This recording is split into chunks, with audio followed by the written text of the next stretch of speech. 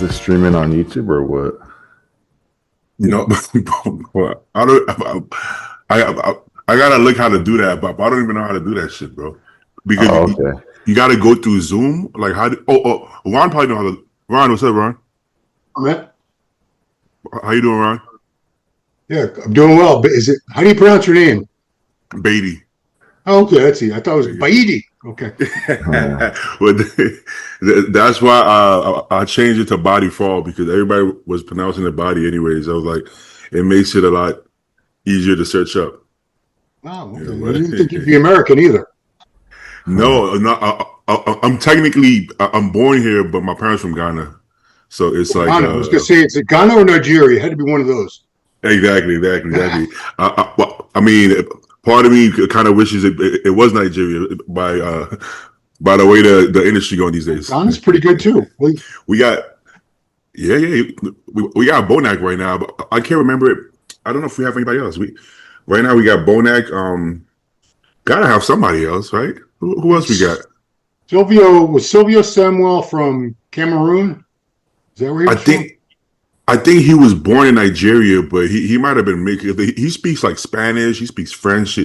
Silvio's a pretty interesting guy. But we had what's this guy's name? Shit, I can't remember. Somebody was telling me about somebody. But there's this guy in Dubai that's kind of popular. That's from there.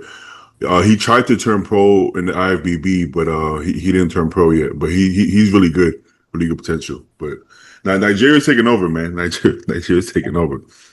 Is this not going to be live on YouTube? No, it's going to be posted probably Friday. But okay. I was going to ask you. I don't even know how to go live. Like, if you go live, can you go through Zoom? How does that work? They do it on. I use StreamYard. It's pretty much the same as Zoom, but it's got an easy. StreamYard's like for dummies, so that's why I like it. So you can stream live to YouTube with just like one extra step. Yeah. I got to download that because I don't know if you can do it through Zoom. I don't think anybody uses Zoom for that, right? I feel like that's what Fuad does, to be honest. Yeah. Whenever he's live, I always see the little Zoom emblem on the bottom. Okay. Yeah. Fuad definitely uses Zoom, but for the live, I'm not sure about the live, but I'm gonna ask some more people. If I can't figure it out, I'll just download StreamYard. But we got to do some lives. Yeah, the live chat will bring like a totally different aspect to it. We just can't have a Stu on anytime we go live. He might say something that startup. Yeah, he might say something that gotta be Compton. I'm not gonna like Compton. Sometimes I'm like, oh. Man, I might have to take that out. Yeah, he'd be on the edge a little bit too. Yeah.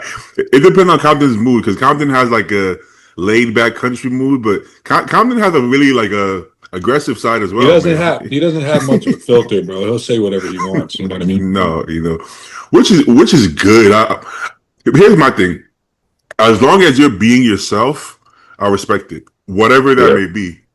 I just don't like when people put on like a fake screen. But if it's yourself, it works, right? Yeah. If you're a polite person and you're being polite, it comes across well because you're just polite. Yeah. But that's why people like Stu and they don't think he's an asshole. You know what I'm saying? See, it works because he's just being himself. Yeah. He's not trying to. So I think it works. I think it works either way. I think like with Derek, I think a lot of people like feel some kind of way because when Derek first came on the scene, he was really cocky, openly cocky, and then he kind of got like a real like more of a religious kind of calm kind of vibe going, and then people are like, I don't think that's the real you. And then sometimes he shows his cocky side, and they're like, oh, there it is. Yeah. So it makes people kind of like second guess you. Yeah. I actually think Derek's a nice guy though, but I'm training at his gym. There you go. Bro, like. I didn't know, because I couldn't really tell from the outside looking in if that was an act, like what he was really like. So I didn't really know what to expect. He's been super cool with me, man. Like super humble, super down to earth.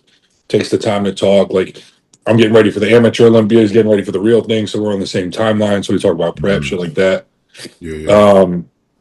So he's been super cool with me, but I was kind of the same thing. Like I remember when he came up and it was like he was gunning for flex. and he had that like arrogant, cocky type of attitude. And then that 180, and he got all super religious, and people couldn't really know if that was like a front, you know what I mean, to try and make up for all the asshole shit he used to do. Yeah. But he's been super cool to me in person, so I'm not gonna. That's my judgment of him. So Yeah. Well, here's the thing. We got to keep in mind as well, like, these people, like, we're young, right? You're still maturing as a man, right? yeah, So, like, there was a time where I felt like I wasn't the nicest person, right? And then I did the work to be a better person, right? If you would have met me in the transition, it wasn't fake, but I'm putting effort to be a better person, and now I'm a better person, right? But it takes sometimes it takes, you're going from like a child to a man, right? So, you're not, bro. You're not a grown man until you're like probably 40. Like, let's be real. We're all still we're all still kids, right? We think we're grown.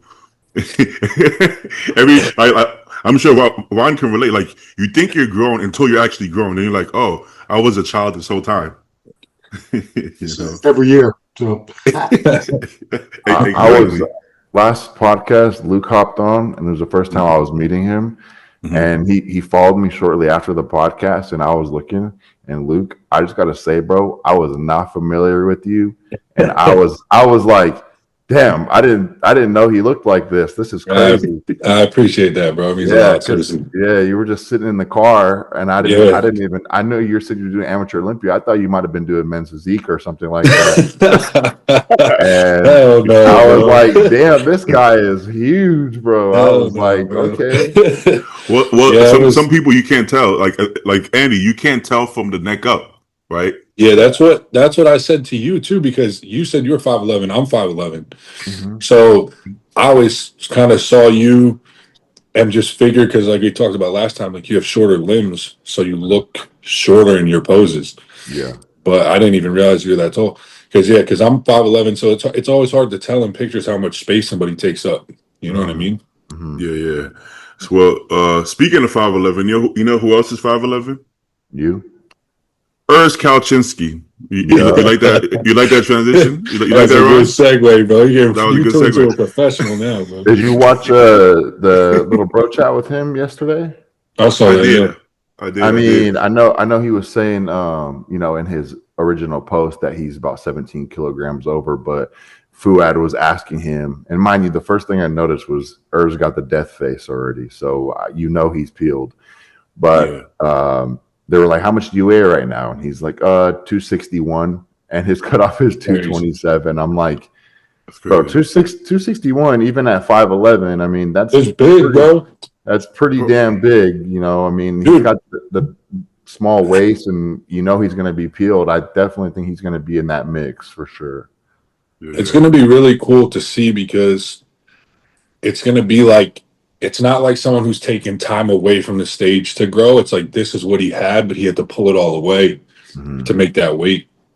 So it's going to be crazy to see like the difference between like someone who had to suffer and lose that much versus them full blown, like at their best. And just that like 1-to-1 comparison. And then, I mean, the kid's 27 years old too, bro. Like, I gotta be honest. Another decade, man. Like, he's gonna be really good, bro. If it was anybody else, I would have called bullshit. I would be like, "You're not in shape at 260. There's no chance." Even with Urs, I'm still like, I don't know. But the only thing is that he's not gonna show up on stage not in shape. There's no way Urs is gonna just step on stage fat. He's not, But it's hard to believe. Do you buy it, Ron? Do you call BS, or do you think he's gonna be? I think he's a liar. I mean, we're not recording, are we? It's rolling. It's rolling. Oh, we've been recording this whole time. I want to see what he looks like. I mean, I'm really, really anxious to see this exercise on him. Like when I heard 260, I was like, well, his off season was like 270. Yeah. How is he 260 in shape? Was he that lean? Yeah, that's what I was thinking too. That's what that honestly, I think that might be the case, Ron, because every time people talk about Urs, like he gets up to 270, and that's with him like restricting calories all year round. You got to think like a lot of these top classic guys, they're not able to push the food and push the size super hard because they already have a hard time with their weight cap. So Urs has been open about he's only on like 22 to 2,500 calories in his off season, and he still blows up to 270. So he probably is pretty lean around 270, 275. So I mean, 260 does seem like a stretch, but I mean, if how his face looks right now is an indicator of anything, he definitely looks like he's in shape. I'm sorry. Sorry, if his calories are that low in the off season, does that mean if he ate as much as he wanted, he'd be like 320 or something in the off season? Yeah, I think so. It makes you wonder. I mean, whatever happens this season, let's say he takes the whole year off and actually has an off season where he's not restricted, with drugs, with food, whatever it may be. I was going to say that's going to be pretty crazy. And he's got time. That's what I'm saying, bro. All of those things. Mm-hmm. You know what I mean? It's going to be crazy to see. Because like what we're going to see, whatever, in 2-3 weeks, whatever it is, that's going to be, I mean, if things go well, probably like the worst version we see of him over the next couple of years. And we'll already kind of know where he's at. You know what I mean? I'm going to see if I can find this picture. So Urs came to Gold's Venice after his first Olympia, right? His first Olympia was, Ron probably knows, 21? Yeah, he was 21 years old. But was it 2021? Let's see if I can find it. I don't know, 22, 3, and 4. He was third place 3 years in a row. I don't think he was third place his first time out, so I think it was 2021. The year he won Tampa and qualified. Yeah, I think he got top 5 at his first one, but I don't think I want to say he was 5th. Yeah. Okay, so let me see. So he came to Gold's Venice, right? And he was at the time I was like 285 in pretty good condition, and we posed together. I'm looking at the pictures. I'm like, motherfucker, like I think he looks bigger than me. Obviously he didn't weigh 285, but because it was after the Olympia, so he was super lean. But he probably ate up and shit, so he might have been who knows what. But as big and dense as he looked 4 years ago, standing next to like a super, that says a lot, because 4 years later, he's probably a lot denser.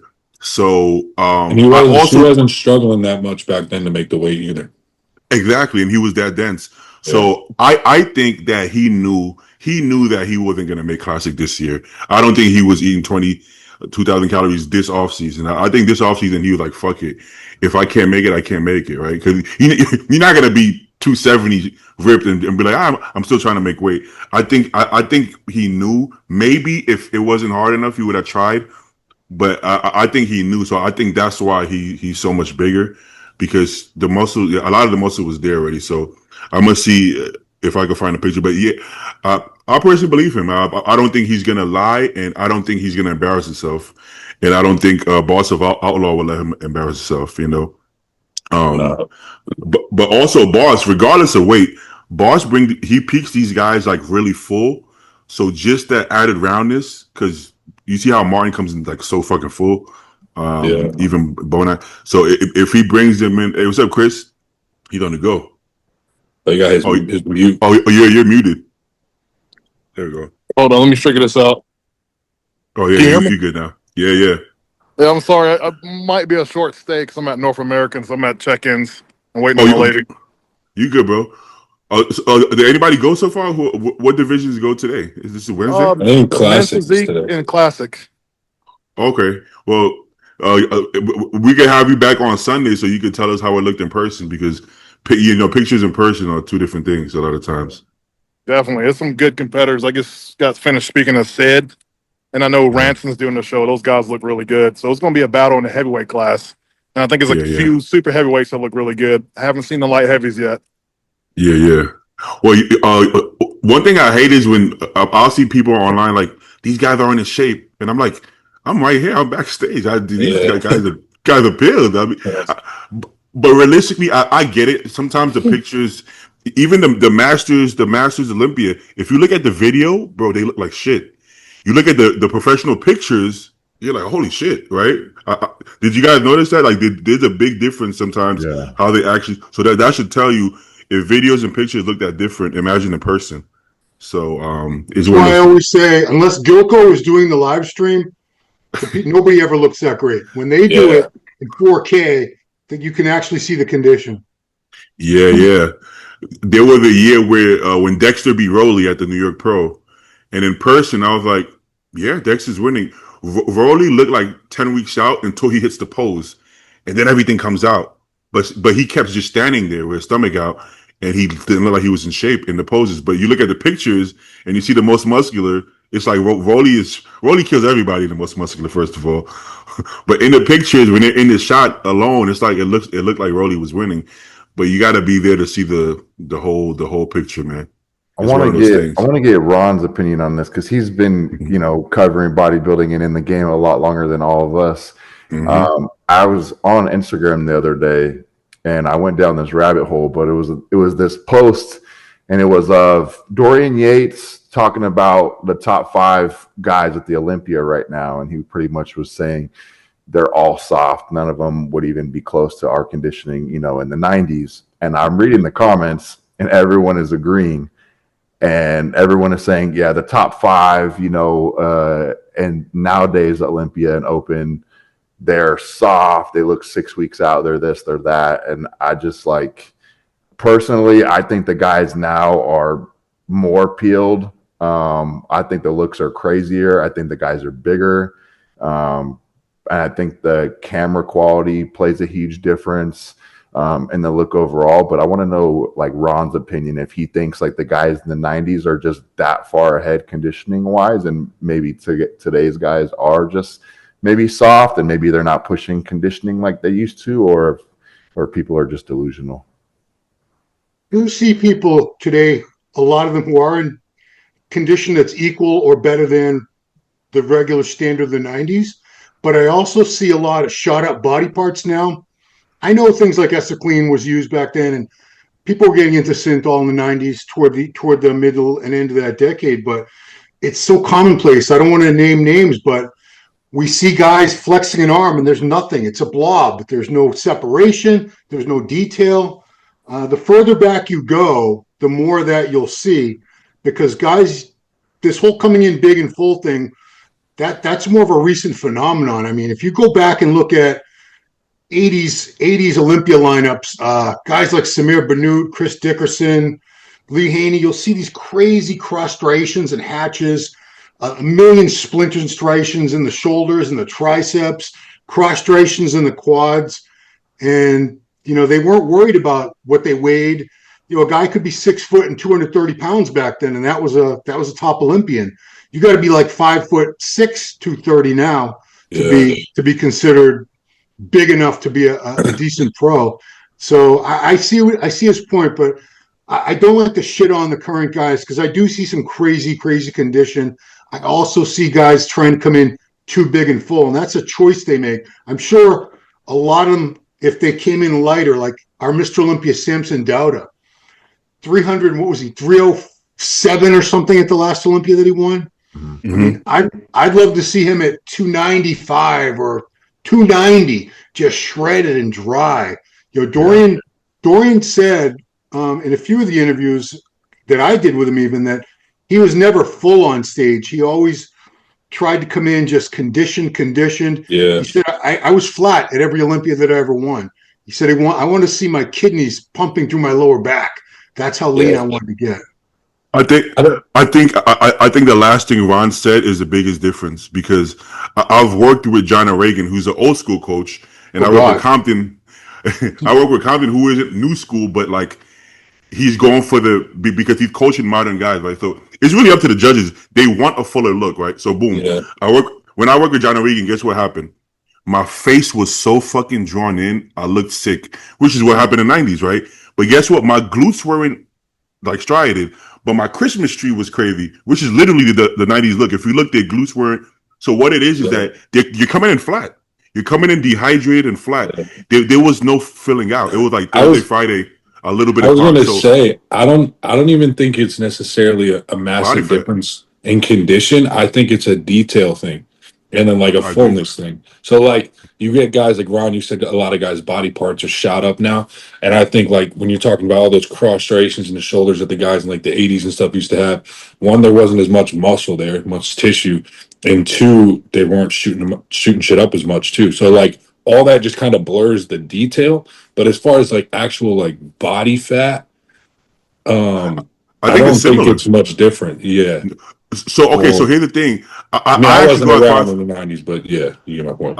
I would go as far as to say they shot up just as much too, because so that year Yeah. when I worked with John and Reagan, I did shoot up, and I still had striations all over my arms and shoulders just because I wasn't carved up.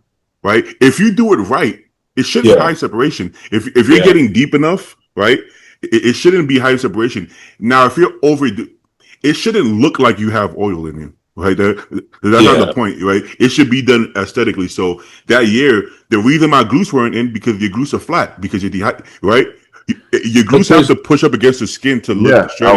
I was just thinking that when you're talking about Dorian Yates would get on stage flat, it's almost like he would probably look more conditioned if he was actually Yeah, for full because sure. the I muscles agree, pushing up against the skin. but in certain places, right? Because if you look at my USA's, Yeah. I'm like more conditioned in the glutes and hams like guys are today, but I don't have a crazy Christmas tree. If I pull back, you don't see crazy Christmas tree, and my face kind of look round. Honestly, my face look the same, right? Because I'm not so dry and depleted. So that carb in the process, it'll fill out your face, fill out your glutes. For some reason, it removes the Christmas tree. I don't know why that happens.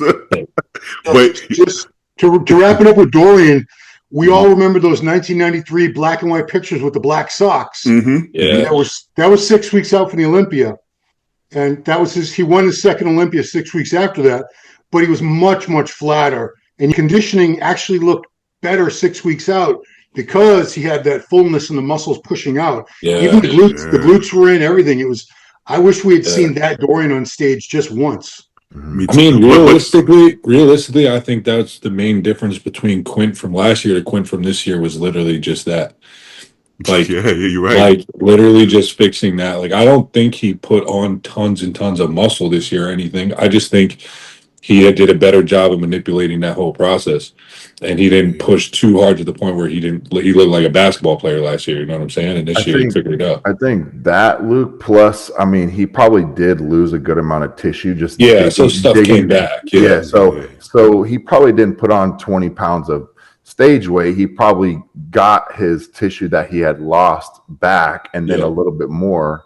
And then, yeah, like you said, he came in fuller. He was not over dieted, you know, all that type of stuff. Yeah, but also do the judges back then? Would the judges have? Well, I think Dorian would have won anyway. Even if Dorian came in full, he's probably still would have won. But across the boards, I don't think the judges preferred that carved up look, anyways, right? Because Nasser kind of bought that carved up look, and Nasser never won the. You know, he didn't win the Olympia, right? He was close. He won the Arnold Classic. He won the Night of Champions. He got second at the Olympia. So the judges liked Nasser's look, but it's just like Dorian was like screwing things up for everybody in that era.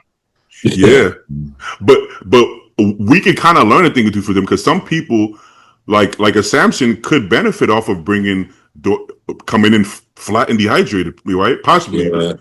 Because we can't say till we see it, because we say that about Andrew, and then when Andrew comes in peeled, he looks lanky. But Samson doesn't have a lanky appearance to him. I think it would work better for him. You know, it's a good example of this is someone we know personally is Joe.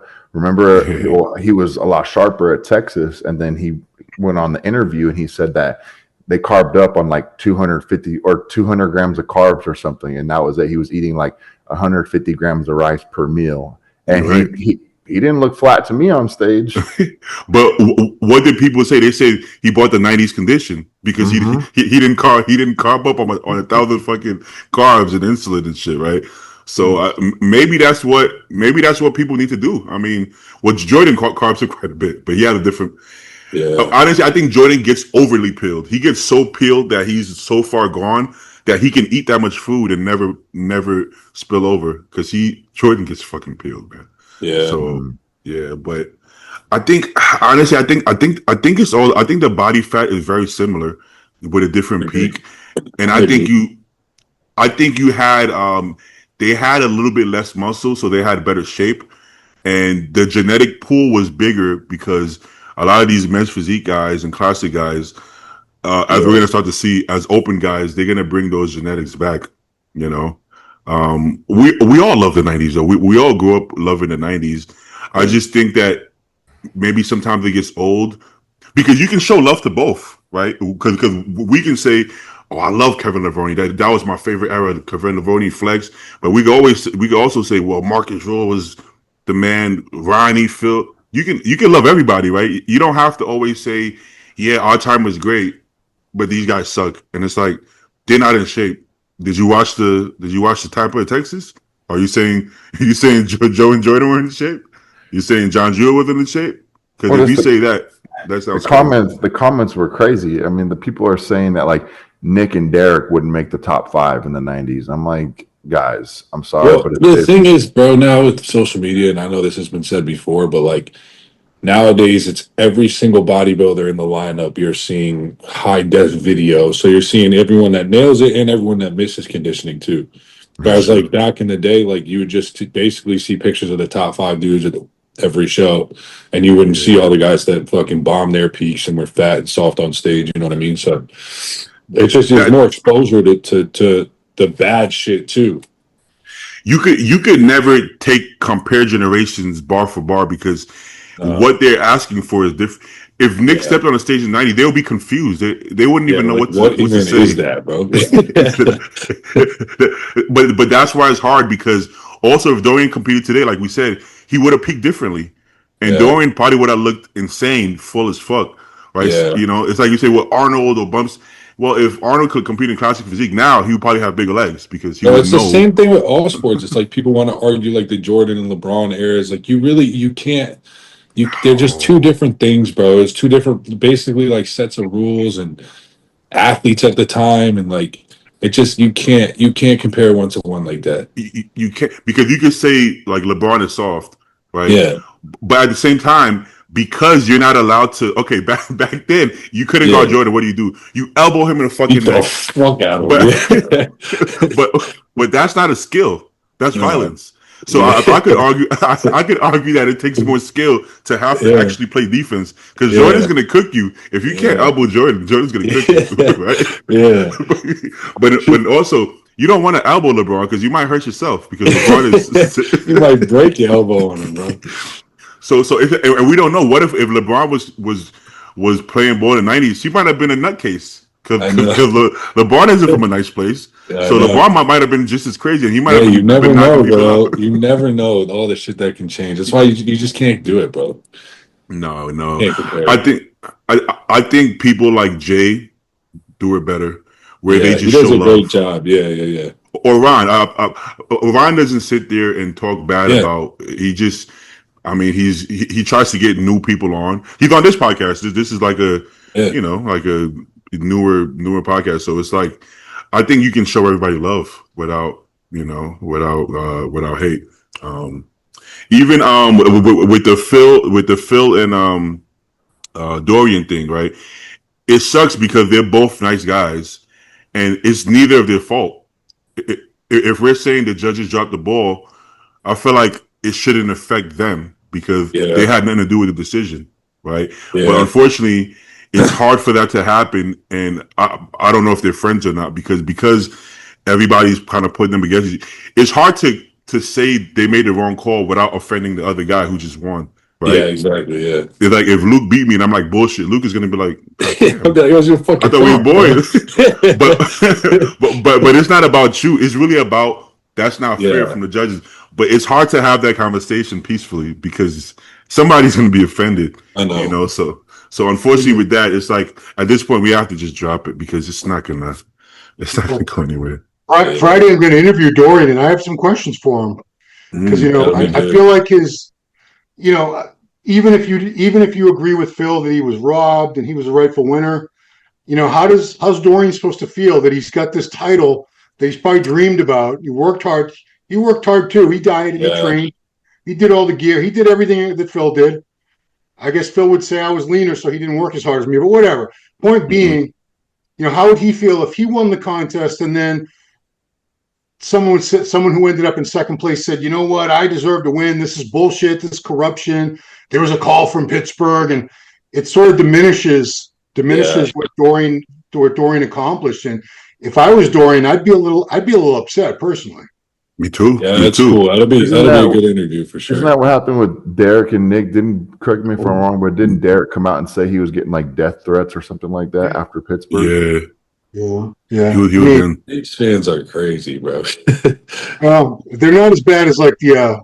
The Hardy. Brazilian- I don't want to name any nations, but if you beat someone from certain places, yeah, you're pretty much guaranteed to get death threats. yeah, this is true.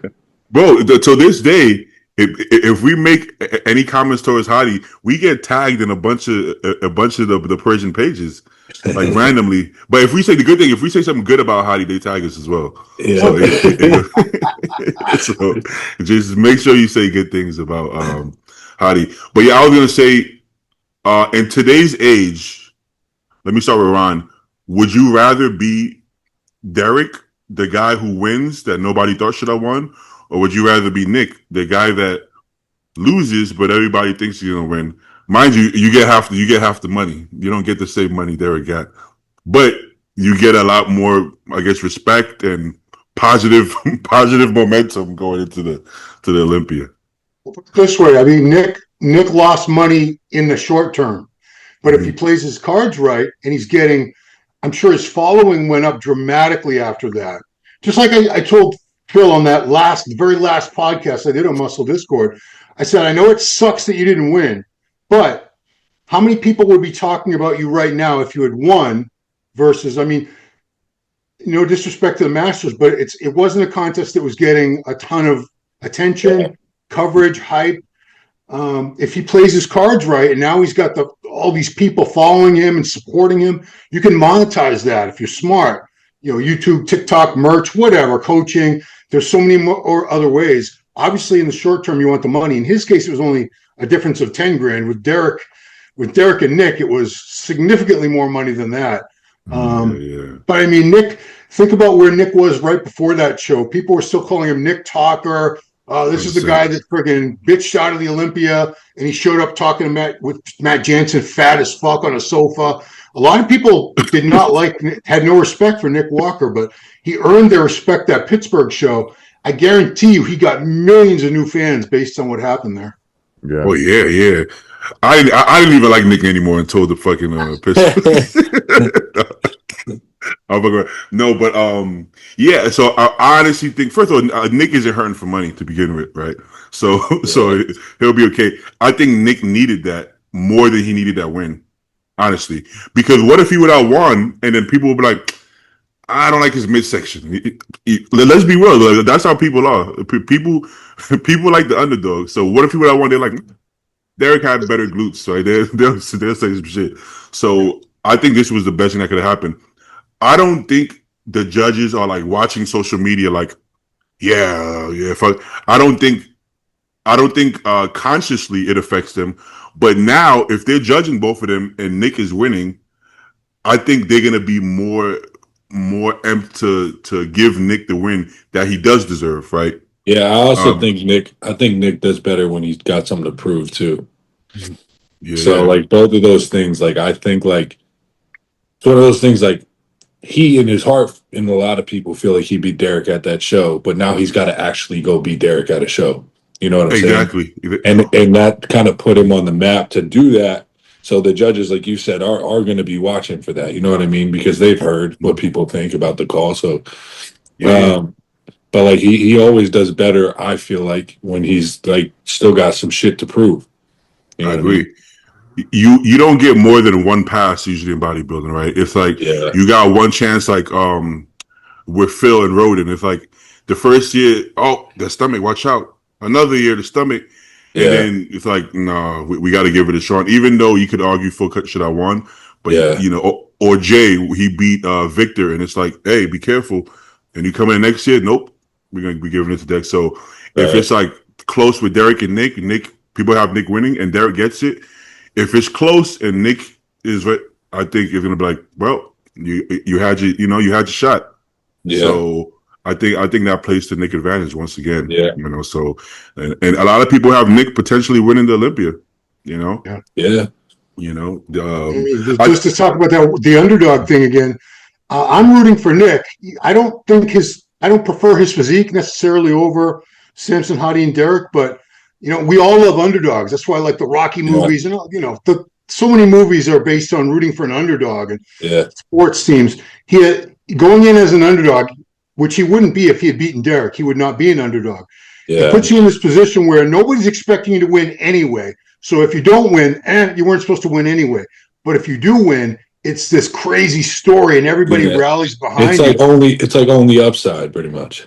Right? Yeah, I mean, I was there when Sean Roden beat Phil Heath, and dude, that place, the crowd took the roof off. People were going ballistic because it was just so unexpected.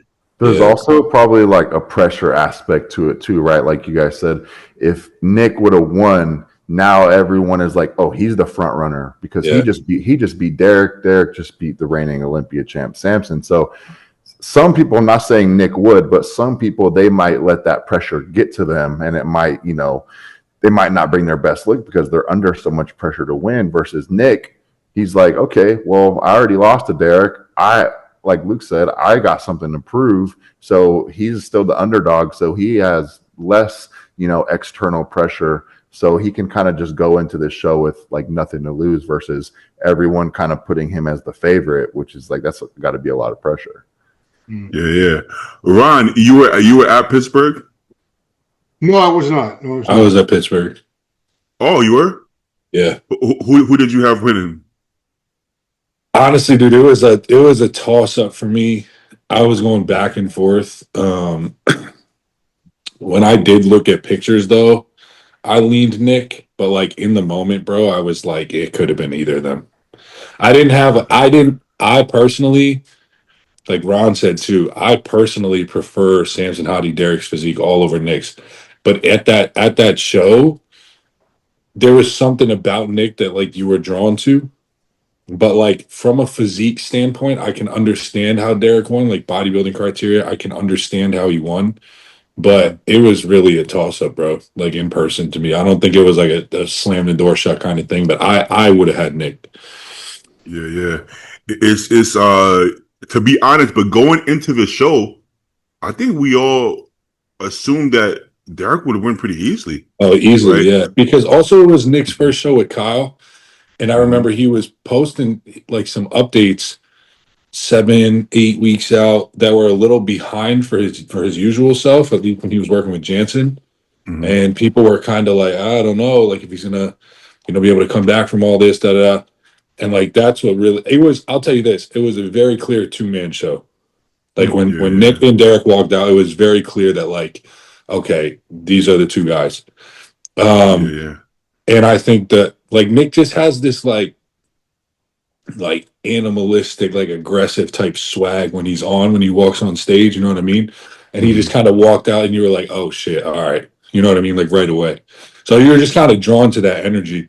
But it was a close show, man. Like I had Nick, but I'm not like one of these guys that's like, oh, he was robbed. Like Derek still looked great, bro. Still looked great. I mean, that's what the scorecard says too. I mean, it was a dead tie. So I mean, Now, as Derek, it probably motivates him, I'm sure, but at the same time, it's kind of a kick in the ass when Tyler says that I had Nick winning and he's the head judge. that would fuck with me for sure. I'll be pissed. I'll be like, damn, don't admit that. Just don't say that, bro. but I mean, respect to Tyler that he admitted that. Honest, I think that's respect. But I'll be honest.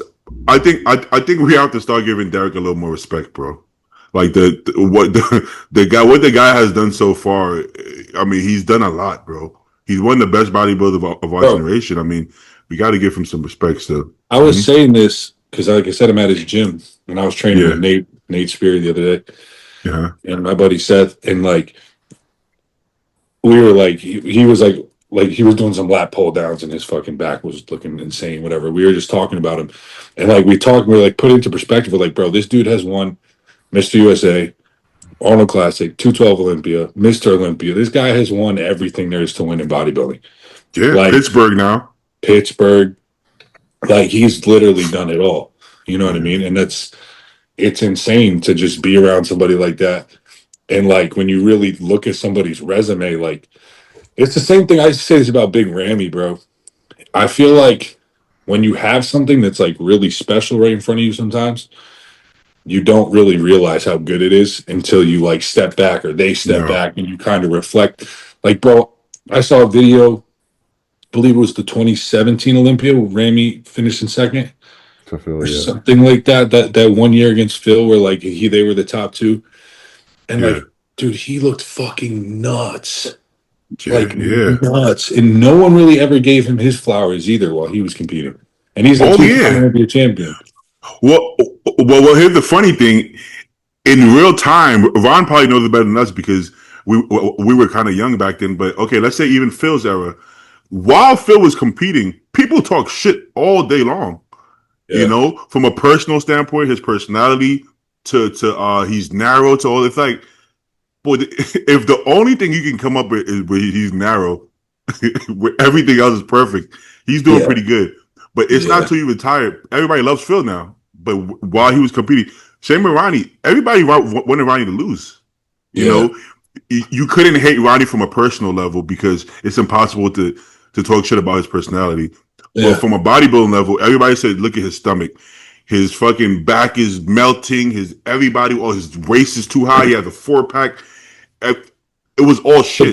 But this is the thing, right? Because like, so Ron talked about underdogs. You always root for the underdog. That's like human nature, right? Uh-huh. So this happens in all sports. A lot of times, like how many people hate Tom Brady? He dominated the NFL for years, right? So like, but in hindsight, everyone's always the GOAT. It's the same thing with Phil and Ronnie, where like they were taking a lot of heat, but that's because they were beating the shit out of everybody and everyone was tired of them. But the weird thing about Ramy was Ramy took a lot of heat, but he was never really beating the shit out of everybody. It was like because they wanted him to, but he like never really got there kind of thing. And I was just like, bro, I was like, this guy, like, from like like people would say he wasn't aesthetic, but bro, his taper was nuts. His waist wasn't blown out. He's probably the widest bodybuilder we've ever seen, if not one of them. Some of the biggest quads we've ever seen, if not some of them. Like, and he just never got love, really. No. And listen, he wasn't that out of shit like that. Like he wasn't as peeled as Phil, but he always had lines in his glutes and stuff like that. He was never like so far off that it was ridiculous. And then like when he won in 2020, bro, he pretty much fucking nailed it. And still everyone was more like, oh, it was weak. Like nobody really showed up. Like it was never like, oh, he actually did it type of thing. You don't. I don't think you get your respect till this all gone. But more and more because of social media is such a big thing, and we have like the average person has so much access to these guys.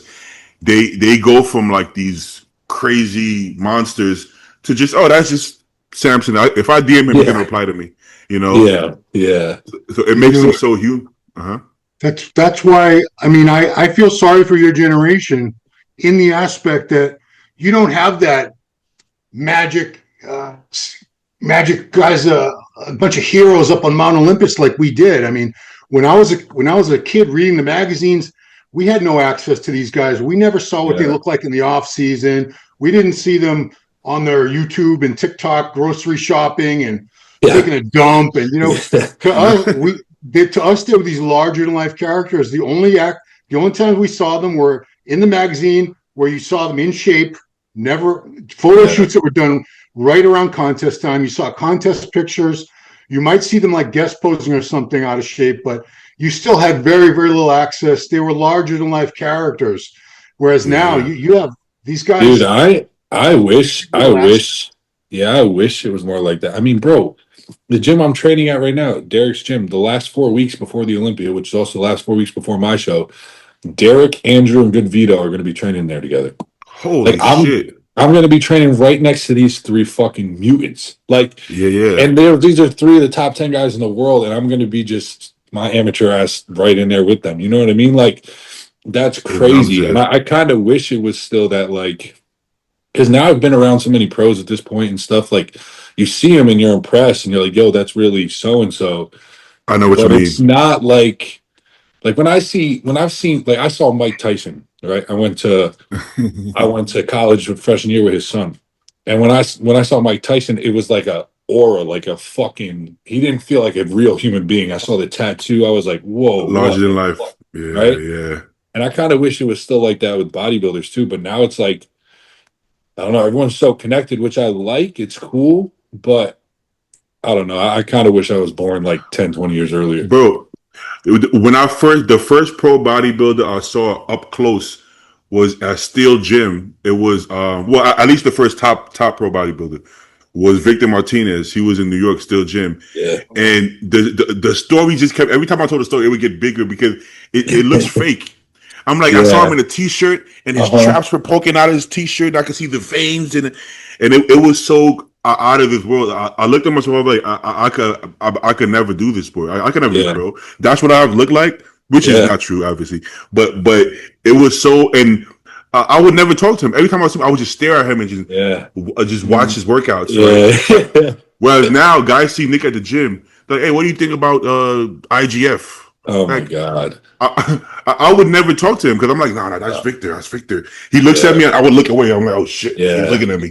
What the fuck, you know? But it's kind of cooler that way. Times now, bro. It's kind of cooler that way, huh? I have a quick funny story about that. Summer of 1988, I lived literally 2 blocks away from Gold's Venice that summer. In a crip-infested neighborhood called a street called Indiana Ave. Anyway, I was too chicken shit to go into Gold's Venice. I wanted to go in because I knew who was in there, and I was looking at the magazines every day, and I would walk by and I would kind of like try to poke my head in, but the way it was, you couldn't see inside the gym. And one day, Mike Christian, if you remember, you know who he was. Yeah. He came walking out, and I knew him from the video store I worked at down the street. But I still ran my ass away. I was like terrified to even talk to him because to me, these guys were like gods. You know, they weren't even human beings to me. Yeah. I think my Christian was Crip too, actually, believe it. Get the fuck up out of there, bro. I hope not. Get him out of there, bro. No. But it's a whole different vibe, and it gave you respect for them. You couldn't just talk to them like, oh, you know, like people talk about these guys, bro, like it's insane. Like they're just like, even, okay, let's say with Samson. Can Samson be harder? Yes. Look at Samson. If you see Samson in person, Samson is in shape. I know it might not look like it when he's standing next to Heidi or Derek. The guy is in shape. He's not carrying a bunch of body fat and shit, like the way people make it sound. And on top of that, look at where he came from.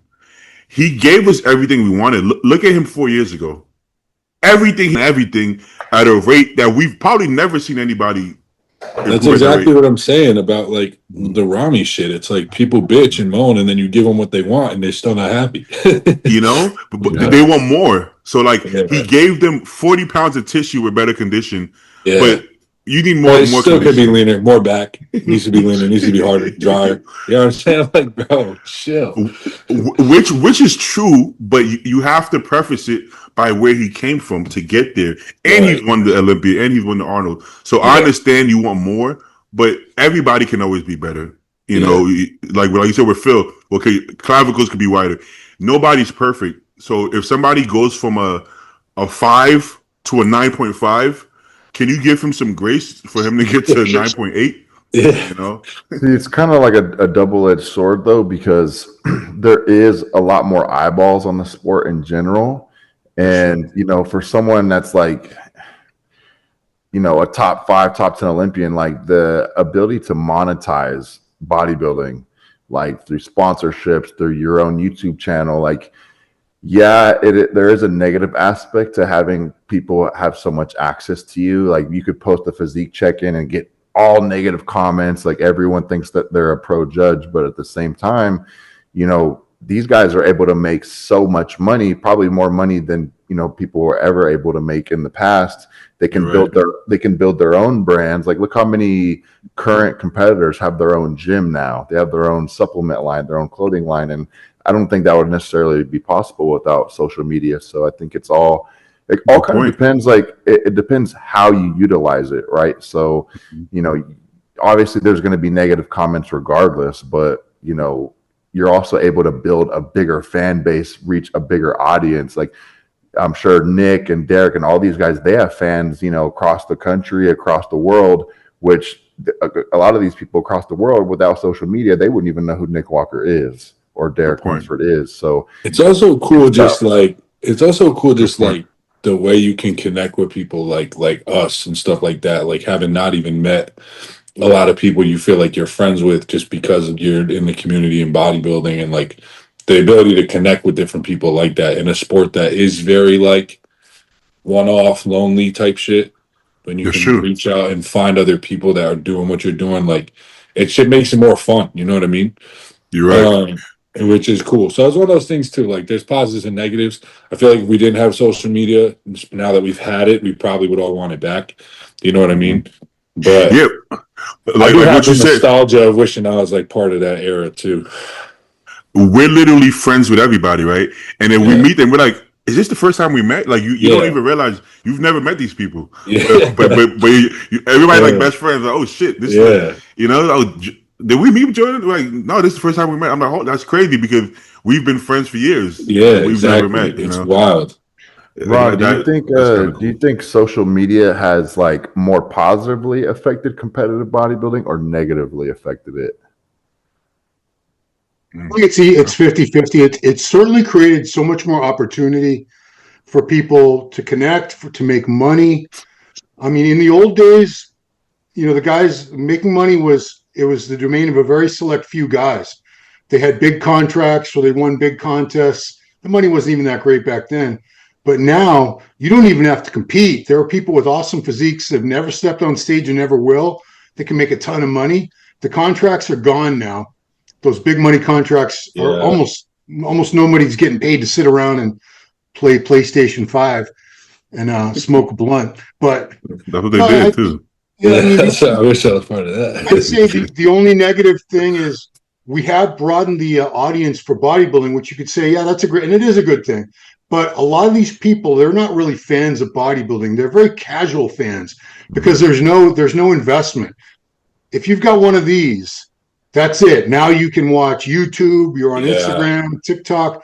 Back in the old days, you had to invest time and money to go to contests, to go to seminars, to buy magazines. If you were a bodybuilding fan back then, you were a real fan. You weren't just like, eh. And, you know, I think we have a lot of people now who are fans of one or two particular athletes. Yeah. Like people say, well, C-Bum did so much for the sport. Did he though? You know, I'm not putting C-Bum down, but I'm saying if he has 25 million followers on Instagram, how many of those people care about competitive classic physique? No, I agree. Contest circuit. Yeah. How many give a fuck about the Olympia or the other guys? They just like C-Bum. Yeah, or how many of those 25 million people are buying the live stream or you know, following any of the other athletes?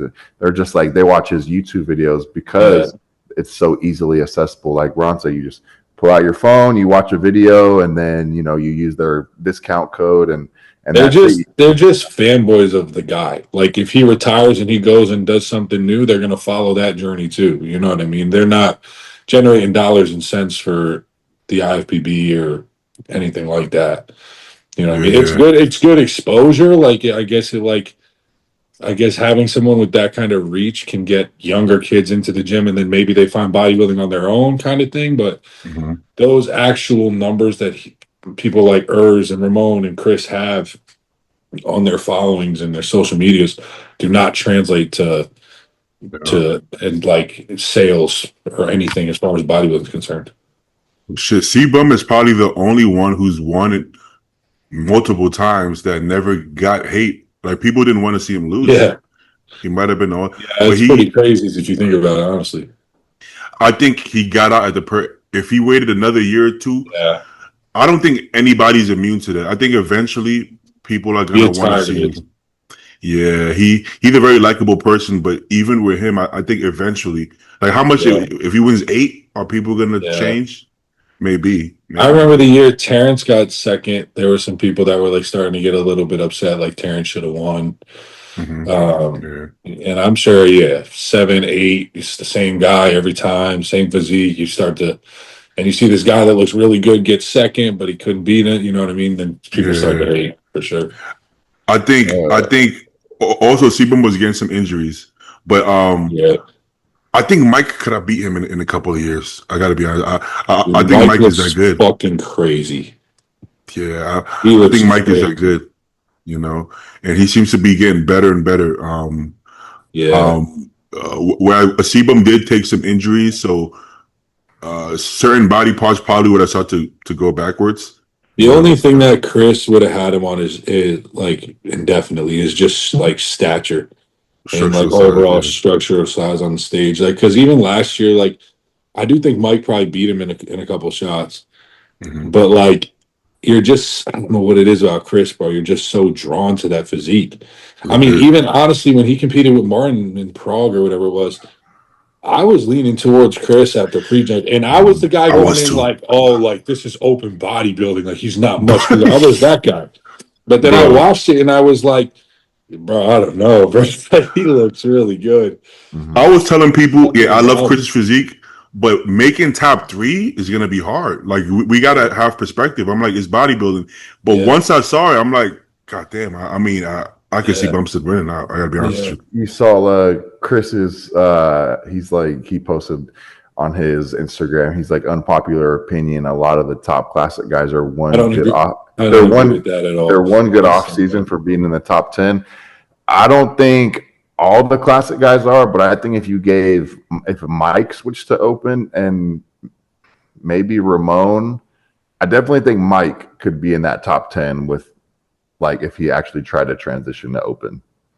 I mean, I think one off season is extreme, but Yeah. I mean, what makes a good bodybuilder?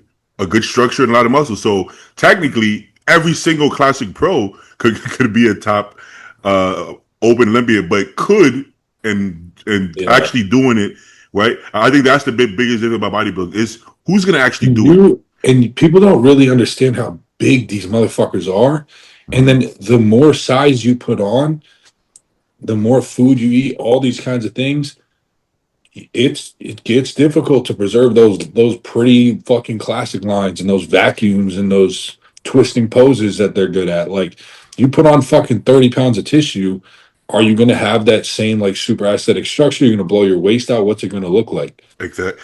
Look Like, at you look don't at know. look at that. Look at Dennis James. Maybe first couple of years, Yeah. aesthetic as fuck. Yeah. Gains 30 pounds, not Yeah. so aesthetic, you Yeah. know. So as I'm saying, potential coulda, woulda, shoulda. Everybody could, but Yeah. bodybuilding. What makes bodybuilding is it has nothing to do with could.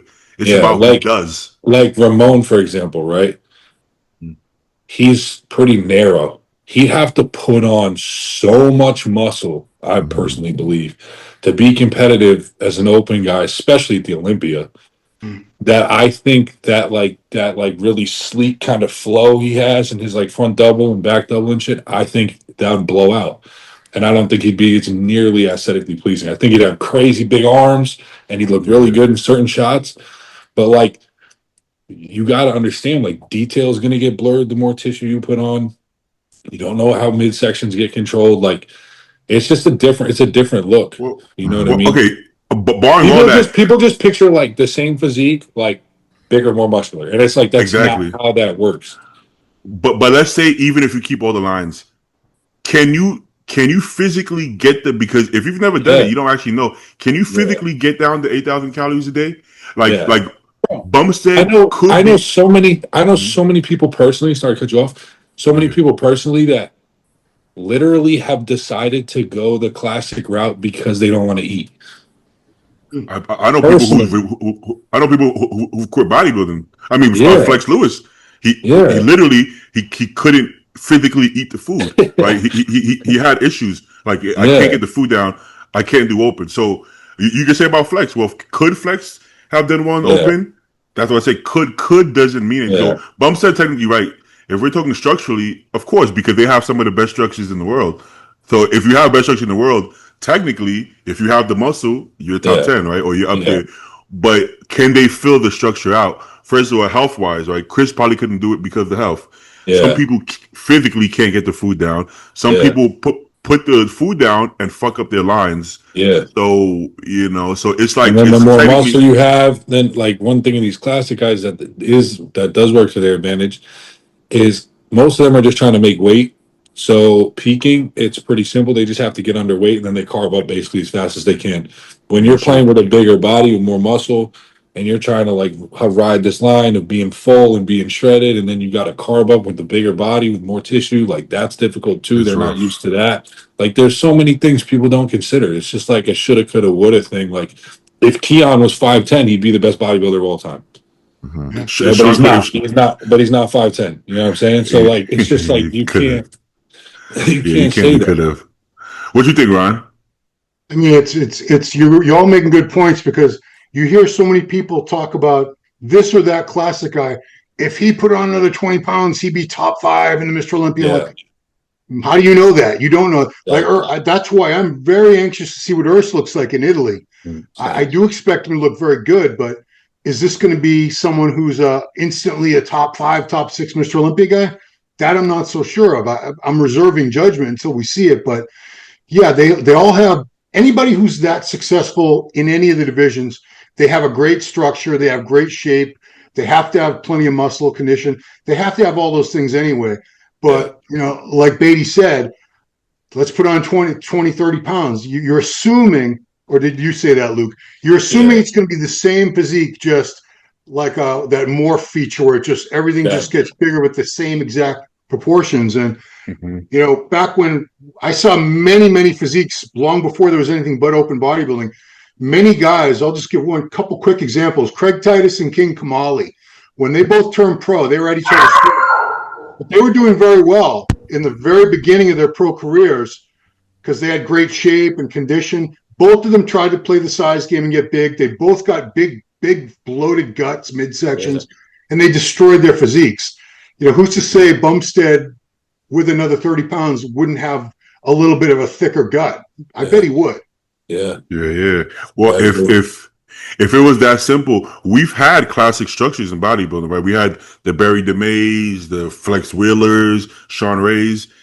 If that was the case, well, they could have all been Miss Olympia, right? But they just didn't put on the size and condition, you know, because that's really difficult to do. You know? Yeah, it's not. People act like it's like you just do it. It's like no, man. Like it takes. That's why open bodybuilding is like the highest barrier to entry, because you have to take the time to put the tissue on. Like you can't speed that process up. The food, the training, everything. It doesn't matter how much fucking gear you blast. Like you can't speed that process up.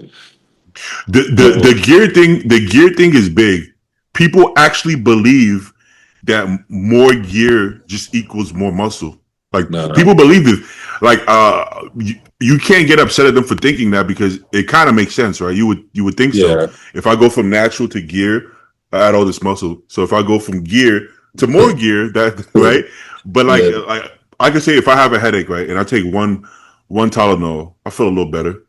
I take 2, I feel even better.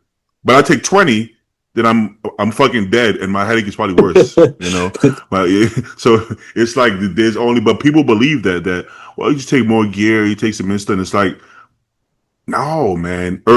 Urs said that he actually needs to take less because right, he has less muscle to preserve, because the muscle, right, if you're having a diet your ass off, for you to have a certain look, you might actually need more hardeners, right? You might need more trend, because you're so flat that the trend gives you that pop, right? Yeah, you gotta preserve the tissue too, when you have no food. Whereas if you could eat all you want and not have to do 2 hours of cardio, you might be able to get away with less trend, you know? So that's just not how it works, but it's hard to understand that unless you try it. I've tried it. I was taking a lot of gear, and I just looked watery. What the fuck? I always say, bro, like you take what you have to take for whatever situation you're in. Like no more, no less. Like in certain situations, you're gonna be able to get away with less. Certain situations, you're gonna have to take more.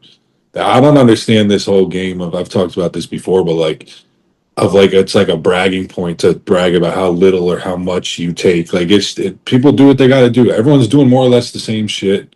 Some people got to take a little more. Some people get away with less. And that just is what it is. It's like, why would that be? You having better genetics than me. Why is that a bragging right? Because you didn't do anything. Exactly. It's just your parents. Yeah, it's just like, okay, great. You can get the 300 pounds on 500 milligrams of test. I can't, so thank you. But it's funny because we do show respect to good genetics, whereas maybe we should be showing more respect to Branch Warrens. Oh, Right? don't say you can't say Branch Warren doesn't have good genetics, bro. Yeah, No, Yeah, no, I no, agree with that. no. I'm I not know saying what he's that. getting at. But I'm saying compare his genetics to Kevin Levrone or Phil Heath. It's a far stretch, right? I don't know, bro. In terms of shape and structure, maybe, but Branch Warren won the Teenage Nationals and beat Jay Cutler. Have you seen He what looked Branch no, looked he like looked when he like was a like freak 18, when he was a 19? kid. Yeah, he looked Yeah. crazy. Have you seen Phil Heath when he wasn't even working out? When he Yeah, played basketball? yeah. Well, I mean, there's levels to genetics. I don't think if you have really bad genetics, you don't even turn pro. I mean, you're not even turning pro. That's You right. out Oh, of you know somebody who I used to like resonate with because I don't think he had. I mean, he actually had great genetics for like getting peeled because he was always peeled. But he made it to the Olympia one year and he was just a workhorse. Frank Remember McGrath. Josh? You remember Josh Wade? Oh Oh yeah, yeah. I remember that. Yeah. Yeah, Uh-huh. he was like the one guy that I was like, because he genetically, other than like I said, getting peeled, and having like that grainy muscle, he didn't really have much. Like no great body parts. His structure was kind of weird, but he was an Olympia bodybuilder, bro. But oh, but but that's a good point though by Andy. How come people only consider genetics, structure, muscle bellies, and shape? How come no right? No, Like it's such a wide range of things in my opinion, bro. I that's what think I'm it comes saying. down even like mental shit, the ability to eat, your digestive system, like all these things, like the health ability to tolerate gear or yeah, not tolerate, like all yeah, that stuff, bro. yep, What yep. because people look at you like this guy isn't as peeled as Hottie. He's not working as hard. Yeah. Bro, I'll tell you right now, I was working way harder when I was out of shape on stage. Like Yeah. this past year when I was in my best shape, I did less. I Bro, did yeah, exactly. It's like Justin Abbott or whatever. Like that dude has peeled glutes. It doesn't matter how fat he is. off season. He's Yeah. got peeled glutes. He could be completely out of shape, but his glutes are striated top to bottom. And then like I gotta eat like a fucking piece of lettuce off the floor just to get my glutes in. Like we don't if uh-huh. We don't know what Samson is doing, right? But yeah, a lot of us assume that Hadi and Derek are working harder than Samson to get those glutes. Where yeah, that's not. Well, should I say the opposite? Should I say, well, Derek needs to work harder to get Samson's legs? I yeah, mean, it's genetics. So Samson's yeah, legs look like that just because yeah, they do. But we always look at condition like who's working harder. Where, well, to be honest, from my experience, it's the opposite. I'm yeah, backstage. How much cardio are you doing, Stu? Like, let's say when Stu one of you says, I ain't do any cardio. I'm like, yeah, damn, I was doing 3 hours of cardio. yeah, And he's eating chocolates, right? So I'm yeah. like, holy fuck. So, but then you'll say, oh, you need to work harder. And it's like, well, it's not always, right? Because we No, assume, that's well, why he has it's the shape. same thing like I just said with like the gear stuff, bro. Like you do what you have to do, bro. Like some people can get away with, and honestly, I don't love this. I feel like nowadays there's a whole trend of like bragging about how many high carb days you get and how little cardio you have to do. Like, bro, I started prep at 18 weeks out. I'm 6 weeks out today. I haven't had one high day. I'm on an hour and a half of cardio, 20 minutes a hit, whitefish. Like, I'm fucking struggling, but like, I also enjoy being able to like people used to like lean into like, oh, I don't like using the word suffering because I don't really think I'm suffering, but like used to lean into that. Like they wanted it to be hard. They wanted it to, you know what I mean? Yeah. Because like, so like, so like, I but just want to like win, man. people used to be like take pride in that, and now I feel like there's just a shift to like making everything as easy as fucking possible. And I'm not saying it always elicits a better look, but like you do what you have to do, man. I have to go low on high cardio to get my glutes in. If I did So, refeed days and steps, I'd be fat on stage. so that's definitely a good point, Luke. But I have done preps exactly like you, like 90 minutes of cardio, no carbs, damn near, keto, tilapia and asparagus every meal, a ton of T3, a ton of T4. I've had those preps too. And look And worse. then my most recent prep for the pro wins, the most our cardio got to was 35 minutes, no T3, Yeah. no T4, like 40 mcgs of clean. The lowest gear amount I've taken as far as total milligrams per week, less orals, refeeds starting like 4 weeks out, we were ready. So he's like, hey, pull cardio, 700 grams of carbs a day, and I brought my best look. So I see what you mean about people like bragging, like, look, I'm eating. But ultimately, like, if that person is peeled, and it's working for them. Well, that's that's why I preface it all with, like, you do what you have to do. Yeah. Like, bro, trust me, if I didn't have to do this or didn't feel like I needed to, I wouldn't. I think it's the guys that are bragging how much they're eating and how many cheat meals they're getting, and then they're soft. They get on stage. That's more what I'm talking about. Or like coaches, you see it a lot with coaches. Like, they'll post their client, oh, we didn't do any cardio and we ate 750 grams of carbs on a low day. And I'm like, yeah, exactly. And then they're fucking third call outs with like a soggy ass. So it's like, what did you really do? Now you're just trying to promote some fucking fugazi coaching to me. It's like, I don't know. So speaking on that, I usually kind of like vlog my preps.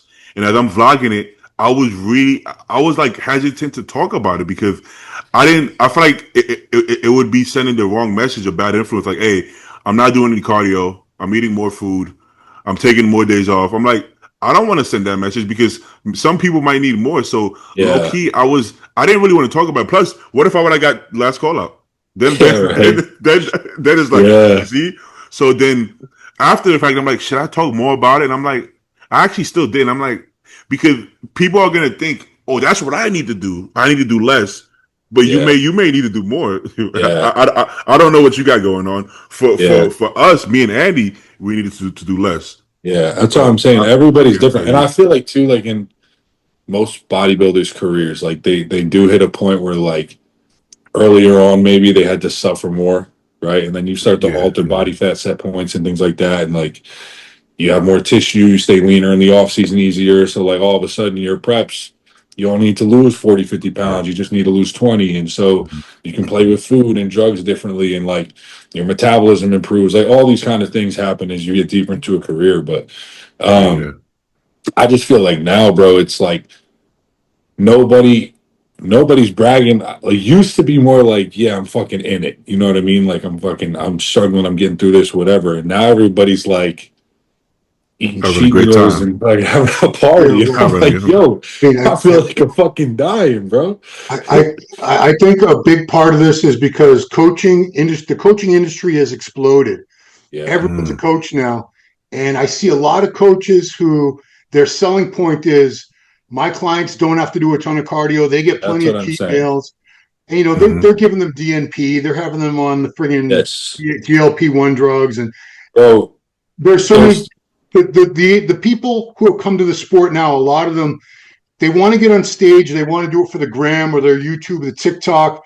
They don't want to go through any discomfort or suffering. They're like, how can you get me in shape where I can still eat whatever the hell I want? I don't want to do a bunch of cardio.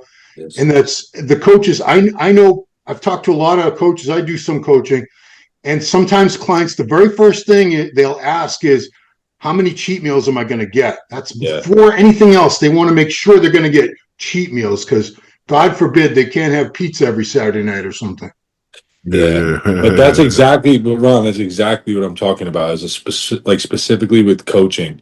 And there's one coach that just jumped into my head. I'm not going to say his name, but you talked about like DNP and then bragging about all that. There are people out there that like that's literally what they'll do is they'll boast about.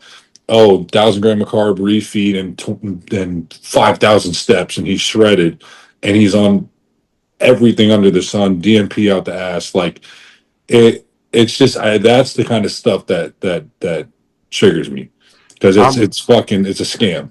I'm definitely right there with you though, Luke. As far as like I take pride, like when I'm in a contest prep, I take pride in like if I have to push and have low food. Yeah. Although it's hard, I enjoy it because I know I'm like not a lot of people are willing to do this. So just the other day, you posted your meal and you're like fish, asparagus, and mustard bodybuilding, and I'm like, hell yeah, bro! Like I love that shit. Because when I'm doing like 45 minutes of fucking hit cardio at 10 p.m. like what gets me through it is being like. And this is why I never really get anxiety backstage and stuff is because I know that like all right, even if I lose, bro, I fucking did everything I could, right? Nothing else to be done. And Yeah. I'm not gonna look to the guy to my right or my left and have one like sliver of a thought of like, oh, he probably outworked me. Like that's what gets me. And even when I was talking to Derek, like he was saying the same thing. He's like, bro, this prep's feeling too easy for me right now, and it's fucking with me mentally because he said he's still eating a lot of food, and he's like, I want to feel like shit. He's like, I want to, but like he's working with Aceto, and he's like, Aceto just keeps feeding me and whatever. He's like, the look is good, but like a lot of real bodybuilders, like we thrive off that feeling. I think, like that's where, like, you know, having a really good coach that knows your body will save you from yourself, right? Because if it was up to a lot of us, we're like, more cardio, more drugs. Let's push. Like even now with Prob, like we have a formula that works, you know, and like we're ahead of schedule. And I'm like, hey, bro, can we lower the food a bit? Can we up the cardio? Like, I want to do more. And he's like, no, bro. Like, we don't need to do more. So, like, I'm like, okay, fine. Don't intentionally suffer more than you need to just for the fuck of it. But you have to be willing, if you need to do whatever it takes. As long as you're willing to suffer as much as it takes, you'll be fine. It's just that, you know, you think you have a good enough coach to know when to make you suffer and when to let you recover. Because if you can't recover, the suffering is just suffering at that point. Ron, how were your preps? Did you ever do too much or too little, or were you somebody who had a good metabolism? Yeah, both. I mean, I never had a coach. I competed 24 years. I started out the natural organizations, and a few years later, I got into the enhanced competing. I could say toward the very end, I had a tendency, you know, because I knew I was never going to be the biggest guy. My genetics were, you know, not great. So condition to me was the goal. I said, I got to be shredded. I got to be shredded. I had no one to look at me and say, no more cardio today, or don't do any cardio tomorrow, or maybe you should eat some more. I had nobody to tell me that. So I distinctly remember the last couple of years I competed, I would do things like wake up at 4 a.m. and like, I'm going to go do some cardio. And, you know, I drive the gym was just down the street. I would do an hour on the steps at 4:30 in the morning. And I'm like, you know, and flat as fuck. And, you know, I don't think I would have ever looked awesome anyway. But if I had someone to guide me and say, cut back, don't do this, eat a little bit more or something. Because my tendency, especially toward the end of my competitive career, when I was already in my early to mid 40s, was I would just do too much because I was like, I got to outwork everybody. If I work harder, if I suffer more, if I can deal with the hunger and the fatigue, I'm going to win. And that just wasn't the case. I got beat my very last show. There were 31 guys in my class at Masters Nationals in 2013 in the heavyweights. I was only 201 pounds, so barely a freaking heavyweight. I ended up 14th out of 31, the worst placing in 32 contests of my life. And guys were beating me who were way less conditioned, but big, thick, full, round. I mean, I looked like a freaking, no offense, men's physique guy with big legs up there, basically. I think that's also, go ahead, Luke. I was going to say, I think it's the ability that like we all have to like go there at some point and do all that crazy shit. That's what actually makes us like real bodybuilders or good bodybuilders, because you get a lot of people like that will come and say they want, like, I mean, I coach, I know some of you guys coach, like you get people that come to you and they're like, oh, I want to compete. I want to do my first show. And they don't want it. But the second it gets hard, they're bitching and complaining, and they don't want to do more cardio and wake up at 4 a.m. and just go do an hour just to, you know what I mean? Like they're going to find ways to skip it, or they'll do 30 and tell you they did an hour. You know what I mean? Like, and I think that's what separates people who like really, really want it, is not that it's smart or the right thing to do, but just that you're willing to go that far. Mm-hmm. And then like some people, they're just not cut out for it. And I think that's one thing we all share. I don't think any one of the four of us would ever be like try and skimp out on cardio or add carbs to a meal before a show. You know what I mean? Like it's just not an option. Mm-hmm. Yeah. No, so my frame of thought competing was that I was like, I have a good structure, good shape, good muscle bellies. if I could just be the most peeled guy, I'm gonna win. So that was like what I thought. I'm like, I was so obsessed. I gotta be the most peeled guy on stage, and I never was because by the time I got down there, first of all, I lost the muscle bellies, and you couldn't even tell what the fuck my shape was because I lost everything. So I lost those two strengths, and then you can be low body fat if you're flat enough. Can't nobody tell. Yeah. You know, until you rebound, then you're like, damn, now all of a sudden I have striations. So getting with Compton, what he taught me is like, okay, was Munster ever Mr. Olympia? No, why not? Yeah. Because he got so peeled, there was nothing fucking left. You know? Yeah. Or like, there's so many other factors. You don't actually have to be the most peeled guy. You don't have to be the biggest guy. You have to try to be, you have to make sure you're getting everything, hitting everything perfect. Not actually perfect, but your posing has to be where it needs to be. Your conditioning, your tan, just try to get every corner as best as possible. And those are the guys winning. You look at some of these overall guys, you're like, he wasn't the most shredded guy. I can say Chris Dotz just won. Was he the most shredded? No. Was he the biggest? He just got everything where it needed to be. And the overall is what wins it. That's similar to what like Jordan's strength is too. Is like this overall balance, bro. Like not having a strength. What is Jordan bad at?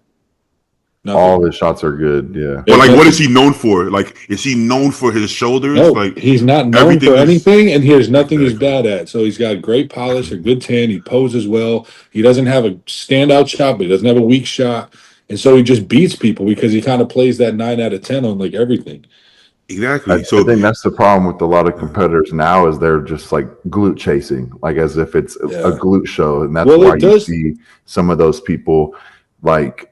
They get on stage and they're flat and they're stringy. It's like, oh, but I have shredded glutes. But I'm like, yeah, but you lost your legs in the process. Yeah, the problem is though, bro, is honestly, it comes down to the judging.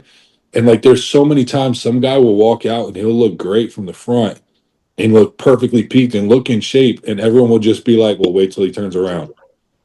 And then he turns around and he might be a little off and he's not placing well either. So like if that's the thing that sucks, man, because I deal with that. That's my like it takes me a while to get my glutes in, and I do have to glute chase to a degree. But like if I don't get them in, I'm not going to win shows either. Mm-hmm. You know what I'm saying? So it's like I think there's a slight higher emphasis on the back than the front, just a little bit. Yeah. It's not like 70-30. I would say 60-40.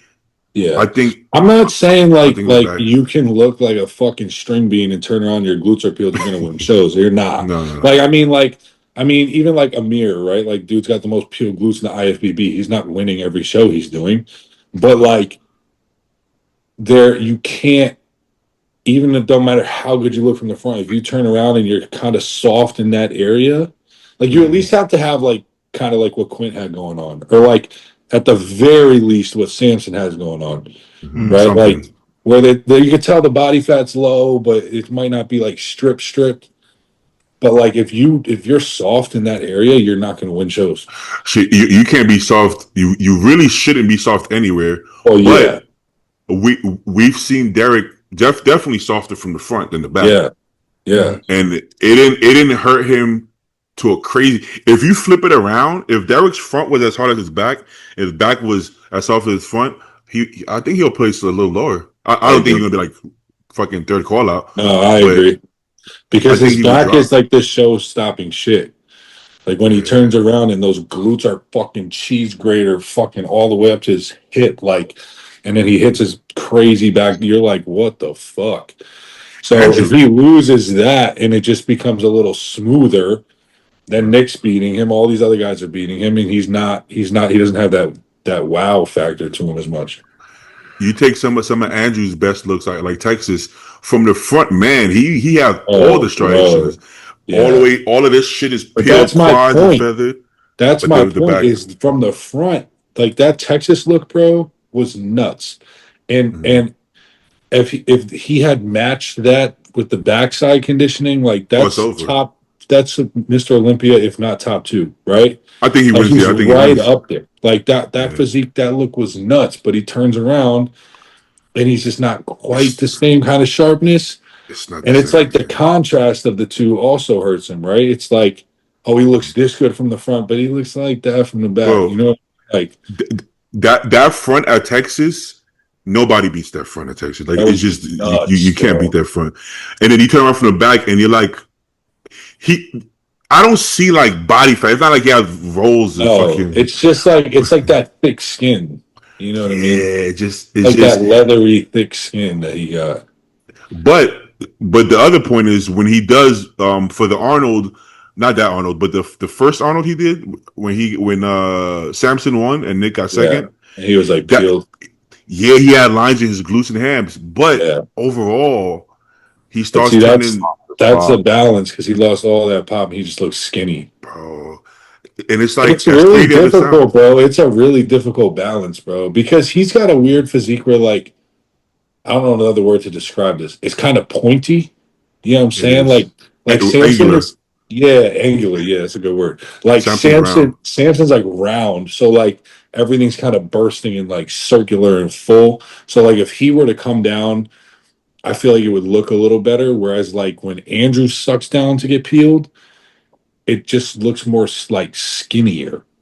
You know what I mean? It's Yeah, not, there's not that same, but then when His he's arms and full, legs, it's his limb length. His yeah, arms and legs, exactly. And they're he's got longer the than like everybody else. short, peaky biceps, but they're really short. 100%. So you see like Yeah. all this extra space in here when he hits his big front double up like that, and he's not bursting full. It just looks like not filled out. I got short muscle bellies, right? When you're full, oh my god, it looks so because you're all Yeah, peaky and full. When yeah, you're flat, not just bro, it just looks terrible because you got these short muscle bellies that are yeah, flat, and yeah, then you take Andrew. I'm 5'11". Andrew's 6'2", 6'3".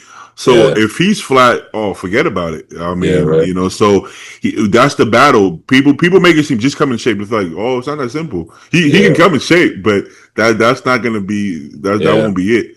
He has to, bro. Realistically, for him to look like completely peeled from the back and be big enough. Oh man, you have like 320, bro. Like how it's unrealistic. It's just It's too much. insane, bro. Because that dude in person is a fucking freak, bro.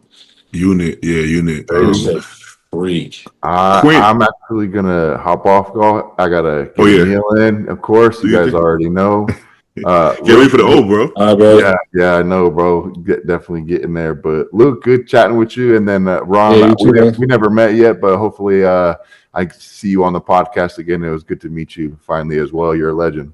Thank you, man. Yes, Appreciate sir, yes, that. sir. Good to meet All you. right, guys. Uh-huh. Hey, Andy. Yes, sir, yeah, man. I think the amount of muscle Andrew would need to actually be Mr. Olympia, because he would need enough muscle to be able to be peeled from the back. Ron, do you think realistically he'll be able to add 20 pounds of muscle and come in peeled, or that's a lot to ask for somebody? I'd like to see it, but I haven't seen much improvement these last couple years. I know he's still young in the game as a pro. He turned pro in March of 2022. He hasn't been a pro that long, but he's already 41 years old. Yeah, he's in his Yeah, 40s. I haven't seen much change in his physique these past I couple haven't years. seen many people over the age of 40 put 20 pounds of tissue on either. I mean, unless they start training when they're 39. Exactly. Yeah. Yeah. I think it's too much of an ask, but I mean, listen, he had a career outside of bodybuilding. He's making a lot of money from bodybuilding. He's most of our favorite physiques. I said this. I think I said this the last time I was on. He is still, even as is, the type of guy that if he somehow just peaked perfectly and nailed it, he could go from fifth to first and win the fucking Olympia. Like he still has that potential. He's that good and that impressive. But like it really just has to come together perfectly. Yeah. He but those long limbs don't do anybody. Yeah, no. Samson's tall for a bodybuilder, but he's not long limbed. He looks almost built like, like a regular, so that's gonna be who do you guys think that's that has never been in the top six, let's say, we can even say let's say top six. Who has the most potential to be Mr. Olympia that has not been in the first call up yet? To be Mr. Olympia. Ooh. Antonio Burton comes to mind. Yeah, I Yeah, like I like that. Tonio. I feel like I don't ever see a point in his career. I feel like he's, I don't see a point in his career he's ever going to get big enough to win. That's just the only thing.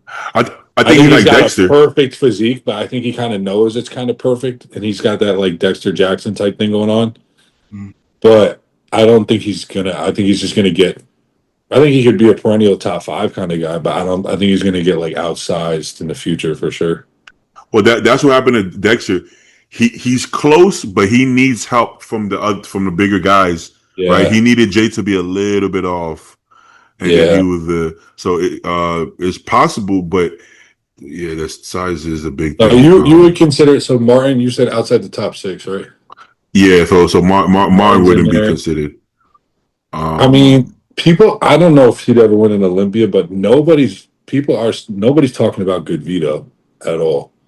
He's young, very young He's too. young and he looked good this year, bro. And he's a freaky freak. I don't love his posing. I think he can fix his Me posing. neither. But when I'm trying to think of guys that are young and just have that freak like potential to kind of jump up into the mix, he comes to mind. I've been big on Baruz, but he's never going to get over here. So, Oh, yeah, Baruz. If Baruz would be the, yeah, I think Baruz is the first call out guy every single time, but yeah, I easily, do too. easily. I do too. But if he couldn't make it here before, he is not Yeah, he making it ain't here coming now. now. There's Yeah. zero chance. I would say it'd be him, Good Vito, Brett. Yeah, Brett hasn't been top 6. Yeah. Brett's never even done the Uh, Olympia yet. so, but see, the funny thing about potential is just because the potential is there doesn't mean you will. But if I'm just going Yeah. for the tools you have, the tools you were Yeah. given, not necessarily that it's going to happen, but the tools you have, I would have to go guys like Quint. I would even have to go guys like Well, Reagan. yeah. I was gonna say Quinn, but like I was thinking guys that are qualified already. Oh no, Jay, they don't have to be qualified. Okay. Anybody. Okay. I don't think Reagan is going to win the Olympia, but I'm saying the tools he He has, has, yeah. So I'm trying to think. I feel like there have to be more guys. Who else? Yeah, I'm trying to think Who's the young too. guys? Wait, There's a lot of Quint- sneaky. There's a I lot of forgot about Quint. there's a lot Yeah, of Quint. sneaky good guys after that, like top 6. Like you say, Andrew Martin are 5'6". Then you still got Curry, Bonac, Vito, Brett, Tonio, Regan, Jordan. Yeah. Like all these guys are kind of like who am I missing? Is Raph competing? I think. Brandon, Oh, yeah, yeah. I think he is. I think he's an Olympia. Yeah. I like Like Raph, he's but like where he said about Andrew, he hasn't made a ton of improvements. He's I been pro agree. for And a he's a long little time. soft. He's a little soft from the back sometimes too. He's not a Uh, super hard guy. but like that whole group of guys right there, to me, they're like all the same. Like that, like Yeah. literally all. I don't know how many guys I just named, 6 or 7 guys. They could all be interchanged. Like, because you don't know like like Bonac kind of what he's gonna look like. You don't really know what Brandon's gonna look like. I mean, he was 8th last year. Like he could be way on his way out. He moved And up then in you've got Arnold. first timers like Brett and Jordan and these guys. Like, Nexzilla. where are they get Rubiel? Shit, right? Yeah. So like, where are they gonna stack? It's like a weird. Once you get after that top 6, it's like the next crop. They're all very even. Nexzilla is a freak, but it's like he doesn't hit all the checkpoints of the criteria, right? It's like you just see like, wow, that's crazy. But you start breaking it down. Let's say you run him through quarter turns and poses. Yeah. You're like, That's He why doesn't I hit feel on like confirmation. he's gonna have a similar type of career ish to like Marcus Rule, where it's just like, yo, what the fuck? But then like when he's next to the best of the best, there's too many weaknesses and Yeah. holes. Put him next to Tonio. You're like, he's way Yeah. bigger than you see them in the gym. You'll probably think, oh, this guy killed Tonio. Yeah. And then you start pointing him to poses. You're like, no, Yeah. he doesn't beat Tonio, Yeah. So, but who said Tonio? Tonio's actually a good one. I Ron did. did. Yeah, Tonio's actually good because he, like I said, he doesn't like wow you, but everything he needs is there. Dude, It's he just has a little bit bigger. like a perfect physique. Yeah, Like, a little bit he bigger. has A little like bit bigger. just like a perfect. Everything just looks right. You know what I'm saying? I think he has a better chance than Regan to win the Olympia. And the fact that he beats a lot of these guys. What is he on stage? Like 220, bro. Yeah. He's like not. Yeah, The much fact more, he's yeah. beating a lot of these guys that are outweighing him by 40 fucking pounds, like, and like pretty handily beating them too, says Yeah. something. You know what I mean? Yeah. Who's the most like the most sought after? Probably Quint. The most like Right now, he's got a bunch of hype. Yeah.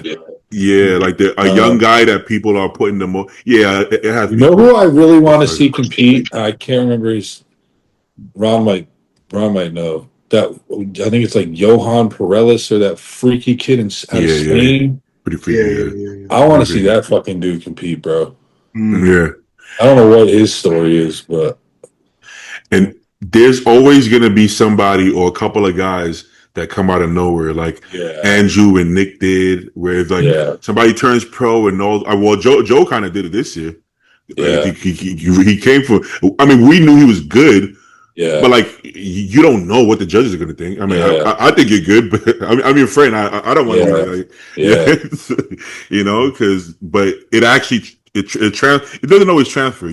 We've all seen guys in the gym like, holy fuck, he's gonna win, and then on stage it's like, oh damn, it didn't really transfer how we thought it was gonna transfer, but it did for him. So so he really came from nowhere, if you want to call it nowhere, as far as so there's gonna be a few more of those guys that it's like, oh, who's this guy? Oh, he turned pro last year at Nationals, really? Oh, Colossus Ken. Ken. I feel like he got a little overlooked. I feel like he got a little overlooked. He's gonna have a good year next year. He's gonna have a good year next year. I have to get going myself actually right now. Do you think, right? So appreciate it. Great to meet you, Luke. Hey, nice meeting you, Ron. I've been watching your stuff for years, man. You're a legend, so it's super cool. Thank you very much. All right, thanks for having me, baby. Bye-bye. Of course, brother. Yeah, we probably got to sign off here too. I gotta get a meal. I'm getting hungry, guys. I'll be losing track of time. Bro. Yo, Luke, you look really good, man. I'm not just saying that to say that. You look really good, man. Good luck, man. You got how long now? 6 weeks to the day. Yeah. Time just keeps flying. I'm gonna be there.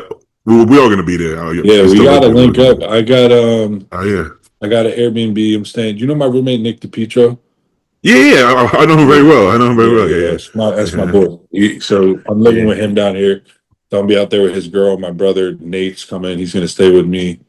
And then we might have another person or two. If you need a place to crash, let me know because we got some spots. But we got to link up out in Vegas for sure, bro. Oh yeah. But we're gonna be. We got an Airbnb. It's me, Joe, Paul, Zaid, Compton. Oh hell yeah! So if we all gonna be there. What days you gonna be there? Oh, we haven't even talked about it, but for me, you guys can drive. It's all easy. Yeah. Exactly. Yeah. I would say I want to be out there by Wednesday. Wednesday because I compete Wednesday. Okay. So yeah, Wednesday the 8th is when I'm on stage, and then so I'm gonna be there from Sunday to Sunday. Okay, perfect. Yeah, I'm trying to be there by at least Wednesday. Regardless of when I don't even know when we have the Airbnb, but it'll be nothing to stay at a hotel. Yeah, bro. We'll link up, grab some food or train or some shit, do some fun shit out there, bro. Oh yeah, you already know, bro. Yeah, bro. Right, I appreciate you, man. Of course, brother.